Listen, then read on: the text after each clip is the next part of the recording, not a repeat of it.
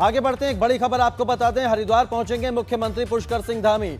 सुबह 11 बजे हरिद्वार पहुंचने का कार्यक्रम है और आस्था पथ पर एक कार्यक्रम रखा गया है जिसमें मुख्यमंत्री पुष्कर सिंह धामी शामिल होंगे।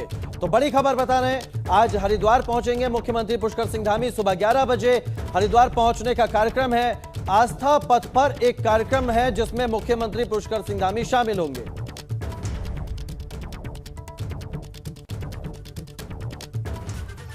और एक और बड़ी खबर आपको बता दें, कैबिनेट मंत्री बंशीधर भगत ने राष्ट्रीय अध्यक्ष जेपी नड्डा से मुलाकात की है।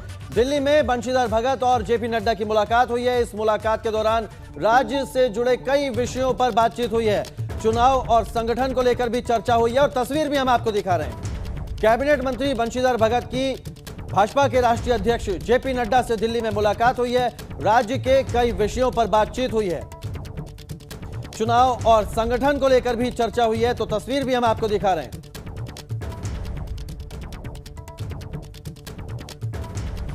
एक और अहम जानकारी आपको दे दें, गृह मंत्री अमित शाह उत्तराखंड का दौरा करेंगे। 16 और 17 अक्टूबर को देहरादून पहुंचेंगे गृह मंत्री अमित शाह। चुनाव को लेकर गृह मंत्री अमित शाह अहम बैठक करेंगे। सरकार और संगठन के नेताओं के साथ बैठक करेंगे गृह मंत्री। साधु संतों से भी मुलाकात कर सकते हैं और इसके अलावा चुनाव से पहले अमित शाह का यह दौरा काफी महत्वपूर्ण माना जा रहा है। तो गृह मंत्री अमित शाह उत्तराखंड के दौरे पर रहेंगे। यह बड़ी खबर आपको बता रहे हैं। चलिए आगे रुक करते हैं नैनीताल से आ रही बड़ी खबर का। आम आदमी पार्टी की रोजगार गारंटी यात्रा जारी है। आज भीमताल विधानसभा क्षेत्र पहुंचेगी रोजगार गारंटी यात्रा। कर्नल अजय कोठियाल रोजगार गारंटी यात्रा में शामिल होंगे। सभी 70 विधानसभाओं में ये रोजगार गारंटी यात्रा निकाली जा रही है और इस रोजगार गारंटी यात्रा के दौरान बेरोजगार युवाओं से सुझाव भी लिए जा रहे हैं। तो 26 सितंबर को भीमताल, 27 सितंबर को रानीखेत में रोजगार गारंटी यात्रा, 28 सितंबर को सल्ट और 29 सितंबर को द्वाराहाट में यह यात्रा निकाली जाएगी। 30 सितंबर को सोमेश्वर में, 1 अक्टूबर को अल्मोड़ा में, 2 अक्टूबर को कपकोट और 3 अक्टूबर को बागेश्वर में रोजगार गारंटी यात्रा निकाली जाएगी। रोजगार गारंटी यात्रा के पहले दिन नैनीताल में एक 12 साल की बच्ची ने अपनी गुल्लक की जमा पूंजी को कर्नल अजय कोठियाल को दिया। बच्ची ने कर्नल अजय कोठियाल से कहा कि वो इस पैसे का इस्तेमाल राज्य हित में, जनहित के कामों में करें। तो ये वो बच्ची है और ये गुल्लक उसने कर्नल अजय कोठियाल को भेंट की।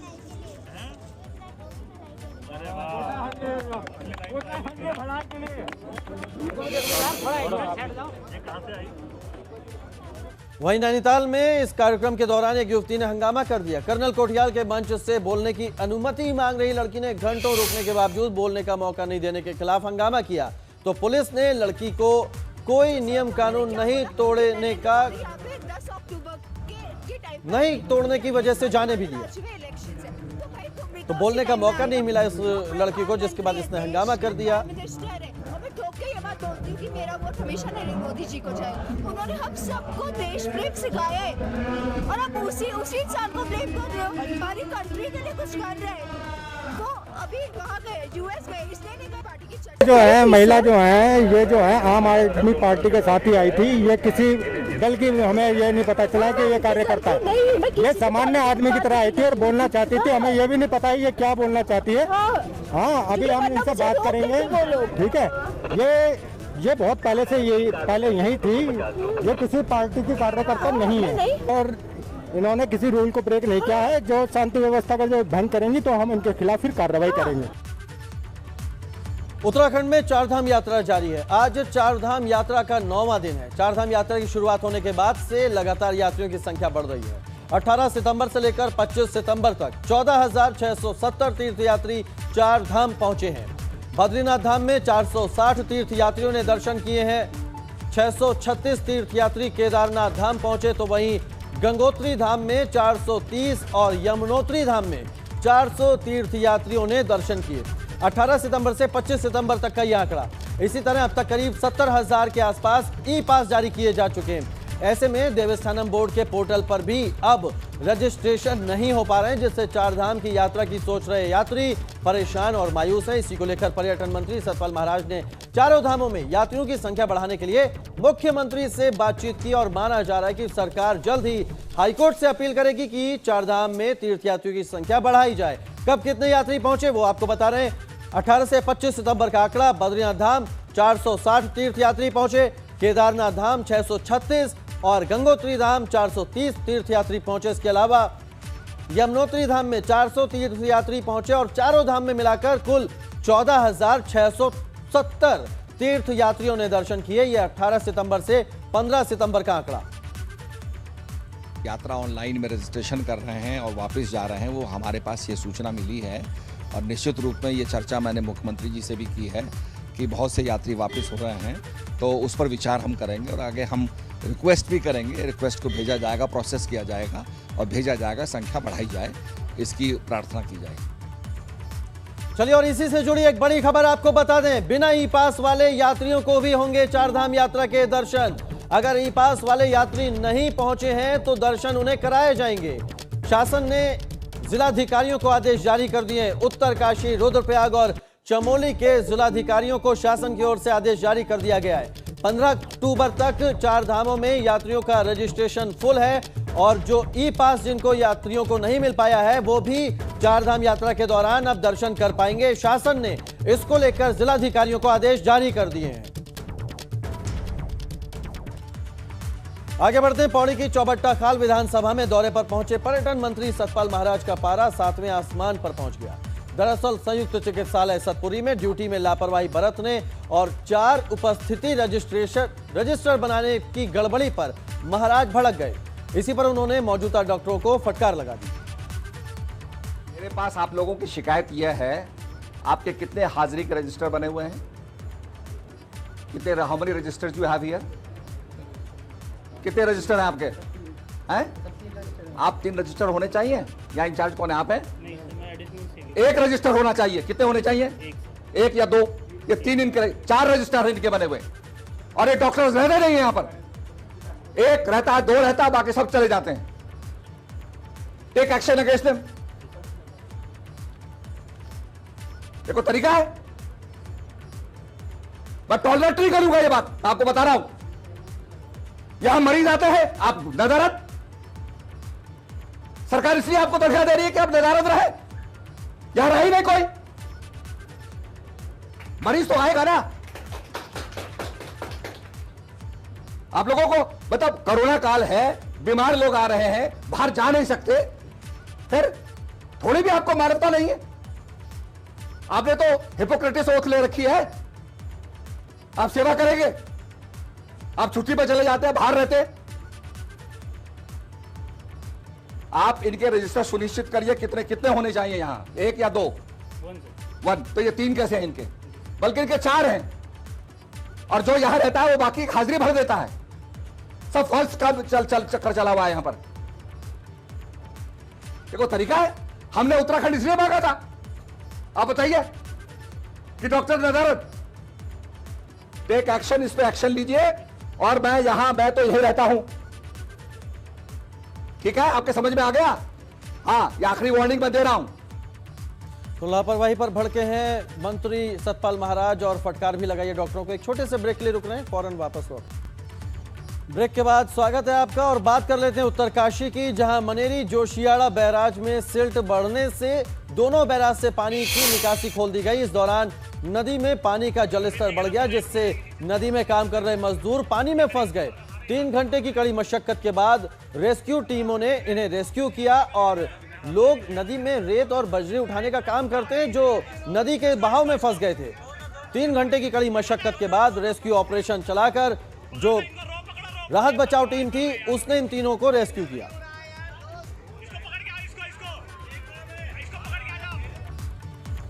उधर जोशीमठ में बारिश की वजह से एक पुल बह गया, जिसके चलते लोग जान जोखिम में डालकर सफर कर रहे हैं। पुल नहीं होने से गांव में जरूरी चीजें भी नहीं पहुंच पा रही हैं।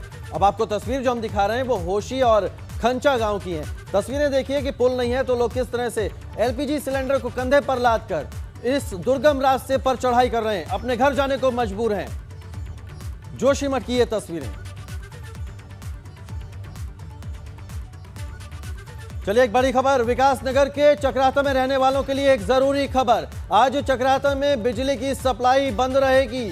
सहिया से ढकरानी तक लोफिंग के काम से सप्लाई बंद रहेगी। चक्राता के एसडीओ अशोक कुमार ने इसकी जानकारी दी है। तो ये अहम खबर, अगर विकासनगर के लोग इस खबर को देख रहे हैं तो सतर्क हो जाएं। चक्राता में रहने वाले लोगों के लिए ये जरूरी खबर है। बिजली की सप्लाई चक्राता में आज बंद रहेगी। सहिया से ढकरानी तक लोफिंग के काम के चलते ये सप्लाई बंद रहेगी। प्रदेश में सांप्रदायिक माहौल बिगाड़ने की शासन की संभावना ने राज्य सरकार की चिंता बढ़ा दी है। शासन के संज्ञान में आया कि प्रदेश के कुछ हिस्सों में डेमोग्राफिक परिवर्तन देखने को मिल रहा है। कुछ विशेष क्षेत्रों में जनसंख्या में ज्यादा बढ़ोतरी से डेमोग्राफिक परिवर्तन देखने को मिल रहे हैं, जिसका असर एक समुदाय के लोगों का उन क्षेत्रों से पलायन के रूप में सामने आ रहा है। शासन का मानना है कि वहां का सांप्रदायिक माहौल बिगड़ने की संभावना भी इसी वजह से बनी हुई है। मुख्यमंत्री पुष्कर सिंह धामी भी मानते हैं कि यह चिंता का विषय है।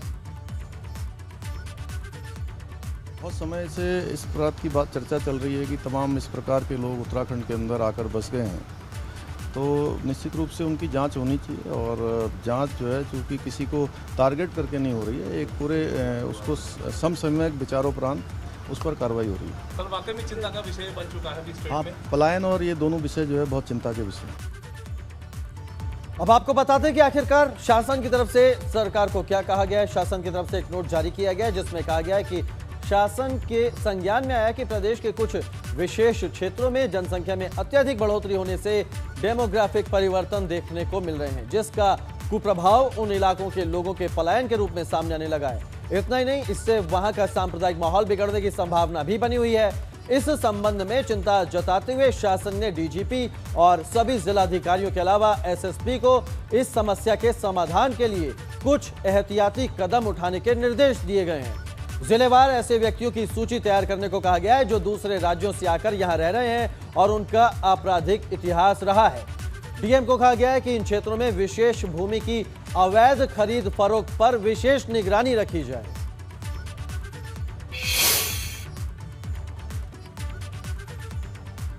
चलिए एक बड़ी खबर देहरादून से आ रही है। उपनल कर्मचारियों के वेतन बढ़ोतरी का मामला है और वेतन बढ़ोतरी को लेकर वित्त विभाग ने पेच लटका दिया है। सब कमेटी की रिपोर्ट के बाद भी नहीं सुलझा ये मसला। करीब 20,000 उपनल कर्मचारियों को फायदा इसका मिलना था, लेकिन मंत्रिमंडल की बैठक में मंत्री हरक सिंह रावत ने नाराजगी भी जताई है। तो सब कमेटी की रिपोर्ट के बाद भी मसला नहीं सुलझा है। उपनल कर्मचारियों के वेतन बढ़ोतरी का यह मामला है। वेतन बढ़ोतरी को लेकर वित्त विभाग ने पेच लटका दिया है। सब कमेटी की रिपोर्ट के बाद भी यह मसला नहीं सुलझा है। करीब 20,000 उपनल कर्मचारियों को फायदा मिलना था। मंत्रिमंडल की बैठक में मंत्री हरक सिंह रावत ने नाराजगी भी जताई।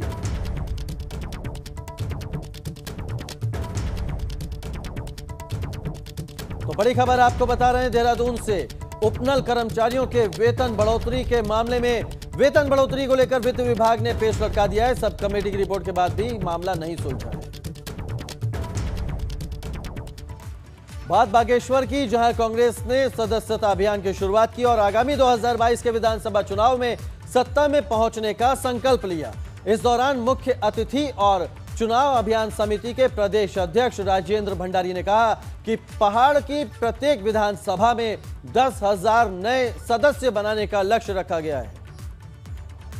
अभियान को हम गांव-गांव घर तक ले जाएंगे और जो हमारी पहाड़ की जो विधानसभाएं हैं, प्रत्येक विधानसभा को हम 10,000 सदस्य बनाने का लक्ष्य दे रहे हैं, जो कि हमारा काम शुरू हो गया है। और मैदान की जो हमारी विधानसभा है उनको हमने 20,000 का लक्ष्य दिया है। तो हमारा काम जारी है और पूरे प्रदेश में इसको जो है हम उत्सव के रूप में जो है सदस्यता अभियान को मना रहे हैं।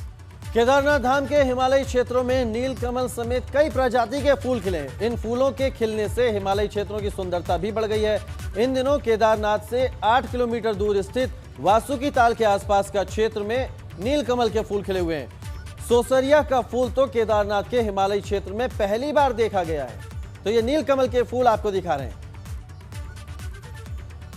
केदारनाथ धाम की पहाड़ियों पर नीलकमल के फूल खिले हैं, जिससे जो पहाड़ी है उसकी सुंदरता और भी ज्यादा बढ़ गई है।